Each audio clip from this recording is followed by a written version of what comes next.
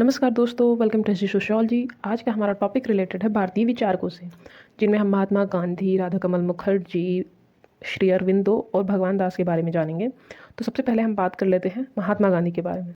अगर हम ध्यान से देखें तो महात्मा गांधी जो थे वो एक समाजशास्त्री नहीं थे, पर फिर भी समाजशास्त्र में उनका अध्ययन किया जाता है। ऐसा क्यों? ऐसा इसलिए क्योंकि महात्मा गांधी के अध्ययन के बिना हमें भारतीय विचारधारा को समझना बहुत मुश्किल हो जाएगा। जितना आप जानते होंगे महात्मा गांधी को, आपको एक आइडिया लग जाता होगा कि भारत में लोग कैसे सोचते हैं, वो कैसे सोचते हैं, भारत की विचारधारा किस तरह चलती है। जितना ज़्यादा आप महात्मा गांधी को जानोगे, उनके विचारों को जानोगे, आपको ईजी हो जाएगा ये समझना कि भारत की सामाजिक व्यवस्था उस समय कैसी थी, भारत में लोग किस तरह सोचते थे और उनमें कौन कौन सी समस्याएं थी जिनके सुधार के लिए कार्य करना तब के टाइम पे ज़रूरी था और आज के टाइम पे भी ज़रूरी है। तो ये सारी चीज़ें इतनी बारीकी से अगर आपको जानना है तो आपको महात्मा गांधी के बारे में थोड़ा आइडिया होना ही चाहिए। जहाँ महात्मा गांधी को एक समाजशास्त्री नहीं बोला जा सकता, वहीं उन्हें समाज सुधारक, राजनीतिज्ञ, दार्शनिक, विश्व शिक्षक के रूप में भी आप जान सकते हो। इनका दृष्टिकोण सिर्फ आदर्शवादी ही नहीं, यथार्थवादी भी था। वास्तविक परिस्थिति के अनुरूप व्यवहार करने के ये समर्थक रहे हैं। भारतीय दृष्टिकोण से इन्होंने भारत के आदर्शों का मूल्यांकन किया था। अभी हमने बात करी ना, इन्हें क्यों पढ़ना आवश्यक है, वो इसलिए क्योंकि उन्होंने किसके बारे में, भारत के आदर्शों के बारे में मूल्यांकन किया था कि वास्तविक रूप से भारत की स्थिति क्या है, यहाँ के लोग कैसे हैं, किस तरह सोचते हैं। इनसे जुड़ी एक बहुत अच्छी कोटेशन है जो मुझे अच्छी लगती है, आई थिंक आपको भी अच्छी लगेगी। लोग कहते हैं कि मेरे विचार बदल गए हैं, पर सच बात तो यह है कि परिस्थितियां बदल गई हैं। अर्थात जब भी आपको लगे कि कोई सामने वाला बदल गया है या आपको कोई ये कहे कि आप बदल गए हो, तो आप उसे समझाओ और खुद को भी ये समझाओ, अगर सामने वाला बदल गया है, ऐसा आपको लगता है, कि वास्तव में लोग नहीं बदलते या उनके विचार नहीं बदलते, परिस्थितियां बदल जाती हैं। इसके वजह से समयानुसार, परिस्थितियों के अनुसार परिवर्तन आवश्यक होता है। मतलब कि महात्मा गांधी चेंज को एक्सेप्ट करते थे। हम बात करें इनके जन्म स्थान की तो आपको पता ही होगा, गुजरात के पोरबंदर में इनका जन्म हुआ था 2 अक्टूबर 1869 में और मृत्यु हुई थी 1948 में। बात करें धर्म को लेकर उनके विचार क्या थे, तो उनका मानना था कि धर्म का संबंध किसी जाति या संप्रदाय से नहीं होता है। गांधी जी के अनुसार धर्म बहुत ही ज्यादा व्यापक और उदार होता है। और गांधी जी का धर्म कैसा था? वो था आत्मबोध और आत्मज्ञान का। मतलब धर्म ऐसा हो जो हमें परम तत्व से एकाकार करवाता हो, हमारे हृदय को निर्मल, निस्वार्थ और पवित्र बनाए, जो सब में प्रेम करना सिखाए, और जो धर्म होता है वो निर्बल का बल होता है और सबल का मार्गदर्शन करता है। सिंपल लैंग्वेज में कहें तो गांधी जी के अनुसार धर्म सब में धैर्य, क्षमा, आज्ञाकारिता, सहनशीलता, साहस, सद्भावना जैसे गुणों को विकसित करने का कार्य करता है। धर्म वो शक्ति प्रदान करता है जिससे व्यक्तियों में सद्गुण आए और वो स्वयं के साथ साथ समाज का भी कल्याण करे। किसी के प्रति द्वेष ना रखना, किसी के प्रति जलन ना रखना, मतलब जितनी भी आपकी बुराइयां हैं वो खत्म करके आप में अच्छे गुणों का विकास करे। आपको ये ज्ञान कराए कि आप हो कौन, परम तत्व क्या है, हमारे जन्म का उद्देश्य क्या है,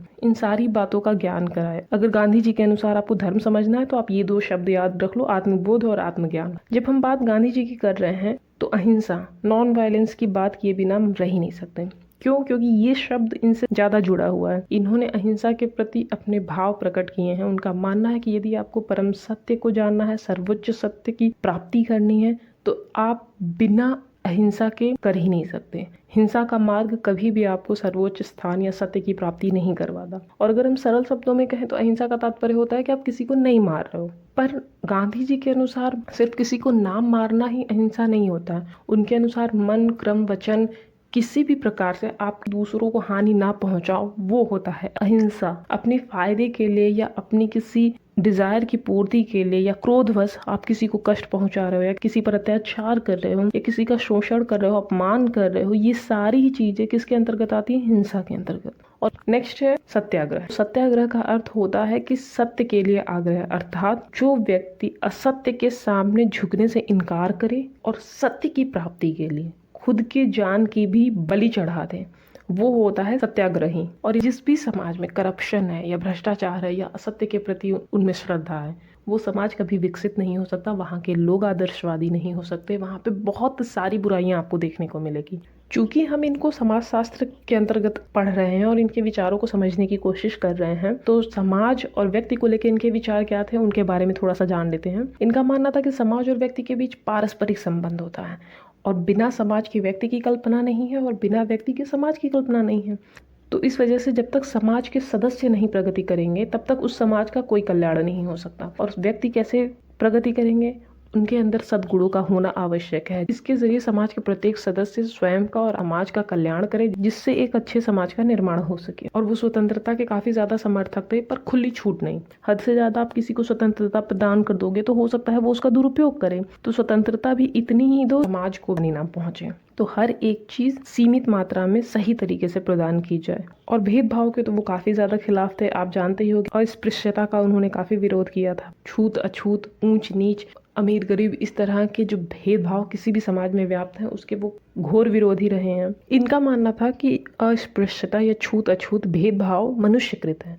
जिस परम तत्व ने इस पूरे प्रकृति का, इस पूरे संसार का निर्माण किया है, वो भेदभाव नहीं करता। वो सबको उसकी आवश्यकता और उसकी योग्यता अनुसार शक्ति और गुण प्रदान करता है। बात करें वर्ण व्यवस्था की, तो वर्ण व्यवस्था को लेके भी वो काफी ज्यादा सकारात्मक रहे हैं। उनका मानना था वर्ण व्यवस्था वंशानुक्रम का नियम है। ये साधारण नियम नहीं है, बल्कि ये प्रकृति का एक अटल नियम है। वर्ण व्यवस्था का उद्देश्य क्या था? उचित व्यक्ति को उचित पेशे में लगाए रखना। पर ये सिर्फ और सिर्फ उनकी योग्यता, उनकी कुशलता और उनके व्यवसाय से संबंधित था। परंतु इसका ये अर्थ लगाना बिल्कुल भी गलत है कि सामाजिक कार्यों के आधार पे आप किसी को ये बोलो कि कोई अच्छा है, कोई बुरा है, कोई ऊंच है, कोई नीच है, कोई छोटा है या कोई बड़ा है, तो वो गलत है। तो वो वर्ण व्यवस्था के तो सपोर्ट में बोलते थे, पर उसकी आड़ में जो भेदभाव हो रहा है उसके वो समर्थक कभी नहीं रहे हैं। अगर हम बात करें गांधी जी के बारे में तो बहुत लंबा हो जाएगा, बट आप इतना समझ लो कि आदर्शों और मूल्यों का उनके चिंतन में महत्वपूर्ण स्थान था। उन्होंने अपने जीवन काल में महत्वपूर्ण आंदोलन किए। उन्होंने अस्पृश्य जातियों को हरिजन के नाम से संबोधित किया। गांधी जी व्यवहारिक यथार्थवादी चिंतन के व्यक्ति थे। वो कभी भी हिंसा के मार्ग पे चलने का समर्थन नहीं करते थे। सत्य और अहिंसा के द्वारा, सद्भावना, प्रेम जैसे अच्छे गुणों के द्वारा आप समाज का और लोगों का कल्याण करें। तो आई होप आपको गांधी जी को लेके एक बेसिक आइडिया लग गया होगा कि वो किस तरह सोचते थे, समाज के विभिन्न पक्षों को किस तरह देखते थे। और सबसे इम्पोर्टेंट बात कि वो स्वदेशी और बुनियादी शिक्षा के काफ़ी ज़्यादा समर्थक रहे हैं। उनका मानना था कि बच्चों को शिक्षित करने के साथ ही साथ उन्हें हस्तकला में भी निपुण करना चाहिए, जिसकी सहायता से वो अपनी जीविका भी चला सकें। अगर आपके कोई सुझाव हो तो कमेंट बॉक्स में दे सकते हैं। और अगर आपको इस वीडियो की PDF या इस चैनल से जुड़ी नोटिफिकेशन चाहिए तो आप हमारे टेलीग्राम चैनल SG सोशियोलॉजी से जुड़ सकते हैं। अगर आपको वीडियो अच्छा लगे तो वीडियो को लाइक, शेयर और चैनल को सब्सक्राइब कर लीजिएगा। आज के लिए बस इतना ही। धन्यवाद।